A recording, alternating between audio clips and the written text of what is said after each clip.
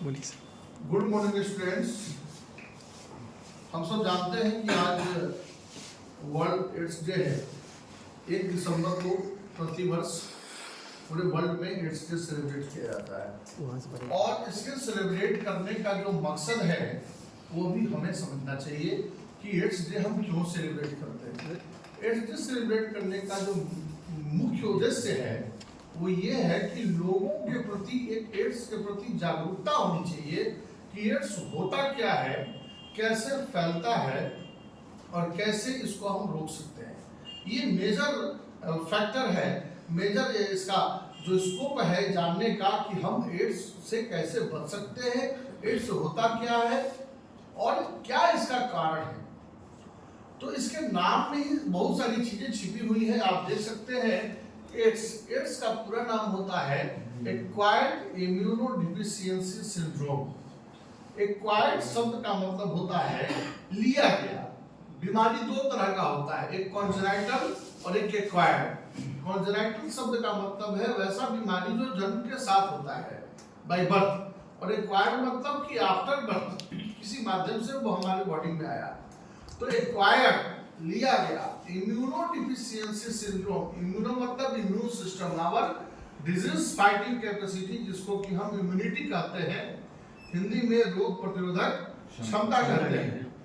यानी बीमारी से लड़ने का जो कैपेसिटी हमारे में है उसको हम इम्यून सिस्टम कहते हैं, जिसमें कि एंटीबॉडी और एंटीजन का रिएक्शन होता है हमारे बॉडी में, ये हम जानते हैं। लेकिन एड्स में क्या होता है कि इम्यून सिस्टम ही हमारा डिटोरिएट हो जाता है, कमजोर हो जाता है, जिसकी वजह से वो व्यक्ति बीमार होने लगता है। और एक्वायर्ड इम्यूनो डिफिशियंसी मतलब कमी, कमजोर होना, और सिंड्रोम मतलब ग्रुप ऑफ सिम्टम्स। एड्स के पेशेंट में कोई एक सिम्टम नहीं रहेगा, वेट लॉस भी होगा, बॉडी में फीवर भी हल्का हल्का रहेगा, माल न्यूट्रिशन का शिकार हो जाएगा, है ना, प्रॉपर डाइजेशन नहीं हो पाएगा, मेमोरी लॉस होने लगेगा, मसल्स का ग्रोथ नहीं होगा। तो ये सारा बहुत सारा फैक्टर है एड्स के पेशेंट का। और एक हकीकत में बता दूं आपको कि HIV इन्फेक्टेड पर्सन जो है वह एड्स की वजह से नहीं मरता है। जो इम्यून सिस्टम कमजोर हुआ उसकी वजह से अनेकों बीमारियां उसको हो जाती हैं। और अगर एड्स होने का जो मेन वायरस जो फैक्टर है वो है HIV, ह्यूमन इम्यूनोडेफिशिएंसी वायरस भी कहते हैं या ह्यूमन इम्यूनो वायरस भी कहते हैं।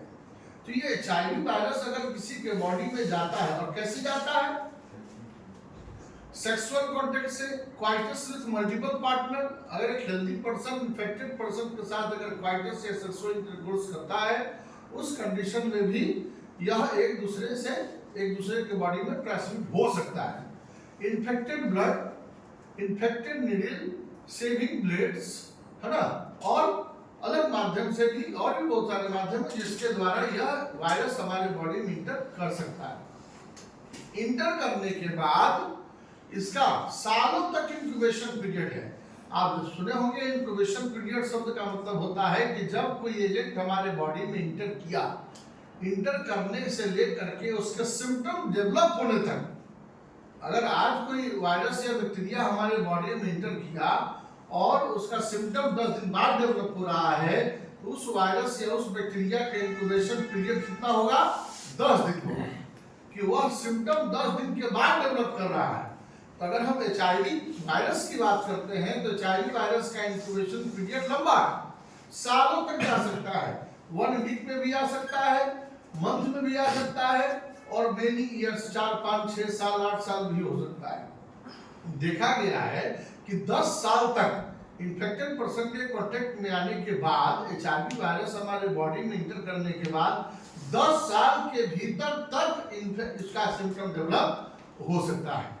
तो एड्स से बचने के लिए हमें बहुत सारा सिस्टम बताया जाता है, बहुत सारा टेक्निक बताया जाता है जिसके द्वारा एड्स से हम बच सकते हैं।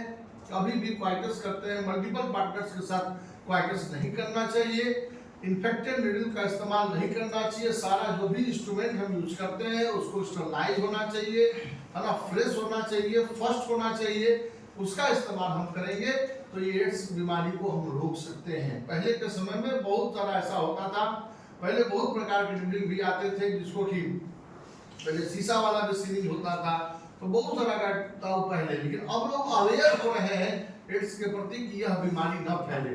तो वर्ल्ड एड्स डे के अवसर पर हम यही कहना चाहते हैं कि आप लोगों को अवेयर करें, जागरूक करें कि HIV इन्फेक्शन ना हो, उससे बचने का क्या क्या तरीका है, और इसका हम ELISA जांच करवाते हैं। ELISA टेस्ट के द्वारा हम जानते हैं कि इस व्यक्ति को एड्स हुआ है कि नहीं हुआ है। HIV का जो जांच होता है और उसको जानना है और लोग समझना है और लोगों को जागरूक करना है, समझाना है कि एड्स एक घातक बीमारी है, जानलेवा बीमारी है, जो कि अपना घर जब अपने हमारे शरीर में बना लेगा ह्यूमन बॉडी में, तो इसको ठीक करना मुश्किल हो जाता है, क्योंकि ये पूरा इम्यून सिस्टम को डिटोरिएट करता है।